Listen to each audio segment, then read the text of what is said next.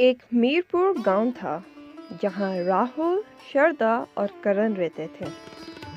करण उनका इकलौता बेटा था। वो छोटी मोटी रकम से अपनी जिंदगी का गुजर बसर कर रहे थे। उसकी बीवी हमेशा जिद करती थी कुछ न कुछ लेने के। इस बार इसकी बीवी अलमारी की जिद कर रही थी। आपको मैंने कितनी बार कहा है कि एक अलमारी ही खरीद लाओ। हमारे और करण के कपड़े कहाँ मैं रखूंगी? अच्छा मैं ले आता हूँ आज ही अलमारी। इस तरह राहुल जाकर अलमारी की तलाश में जाता है। बहुत तलाश के बाद उसे एक दुकान में बहुत ही पुरानी अलमारी मिल जाती है। अच्छी कीमत पर वो ये अलमारी खरीद ले आता है।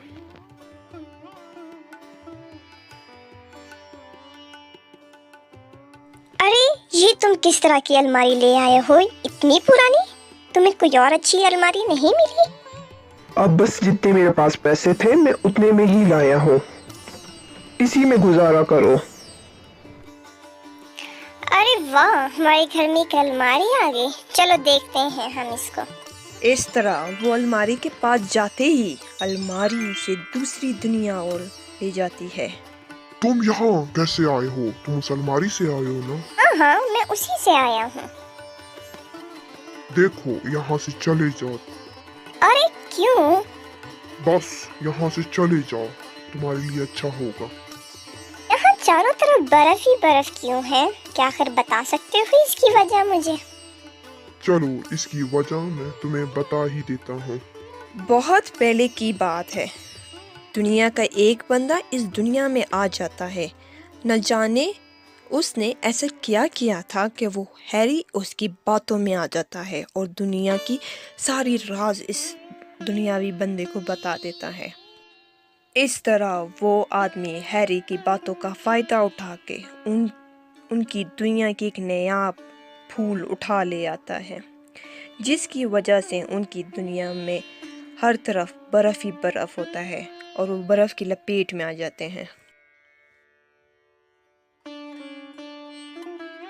चलो मैं वो फूल लाने की कोशिश करता हूँ, तुम लोगों की मदद करूँगा। ये तो हमारी दुनिया के लिए बहुत अच्छा होगा। इस तरह करण जाकर न जाने किस तरह उस शख्स के घर से वो नया फूल ले आता है और उसी नया दुनिया में वो फूल रख लेता है।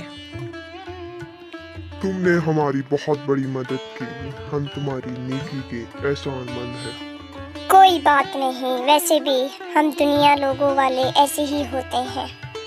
हमारी दुनिया के लोग तुम्हारे एहसानमंद हो गए हैं, शुक्रिया। इस तरह करण उन दुनिया वालों की मदद करके अपने दुनिया का नाम अच्छा कर देता है।